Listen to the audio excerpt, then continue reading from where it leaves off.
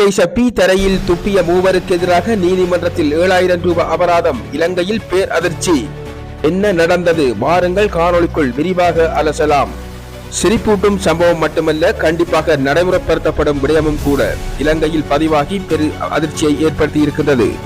இந்த சம்பவம் எங்கே எப்படி நடந்திருக்கின்றது? முல்லைத்தீவு மாவட்டம் புதுக்குடியிருப்பு சுகாதார பணிமனைக்குட்பட்ட பொதுச்சந்தையில் தான் இப்படி இந்த சம்பவம் அரங்கேறி இருக்கின்றது. இந்த சம்பவத்தில் ஒரு மீன் வியாபாரி ஒருவரும் ஏனைய 3 நபர்களும் அடங்கலாக வெற்றிலை சாப்பிட்டு விட்டு சாற்றை சந்தை வளாக பகுதியில் துப்பிவிட்டு அசிங்கமாக்கிய சம்பவத்தை நேரடியாக தொடர்பு கொண்ட சுகாதார பரிசோதகர் பொது இடங்களில் இப்படியான சம்பவங்களை தவிர்க்கப்பட வேண்டும் என்பதே மக்களின் வேண்டுகோளும் ஆகும். 100 ரூபாய் வெற்றிலை சிறையினால் 7000 ரூபாய் பறிபோனதே பெரும் அதிர்ச்சியை அளித்துள்ளது.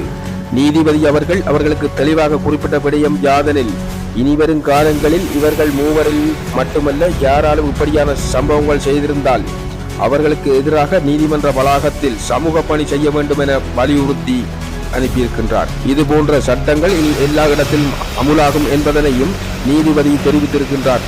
வெற்றிலை பிரியர்களே மிக அவதானம். அந்த வெற்றிலை எச்சில்களால் பல தொற்று நோய்கள் பரவ வாய்ப்புள்ளதாகவும் சுகாதாரத்துறையினர் எச்சரித்திருக்கின்றார்கள். அதற்காக வெற்றிலை சாற்றினை விழுங்கிவிட்டு அபாயகரமான நோய்களுக்கு ஆளாகி கொள்ளாதீர்கள். எந்தெந்த இடங்களில் அதை செய்ய வேண்டுமோ அந்தந்த இடங்களில் அதை செய்து கொள்ளுங்கள். இதுபோன்ற எங்களுடைய காணொளிகள், செய்தி தொகுப்புகளை நீங்கள் தினமும் காண வேண்டும் என்று சொன்னால் எங்களுடைய RJ உதயா என்று சொல்லுகின்ற யூடியூப் சேனலை சப்ஸ்கிரைப் செய்துவிட்டு தொடர்ந்து செல்லுங்கள்.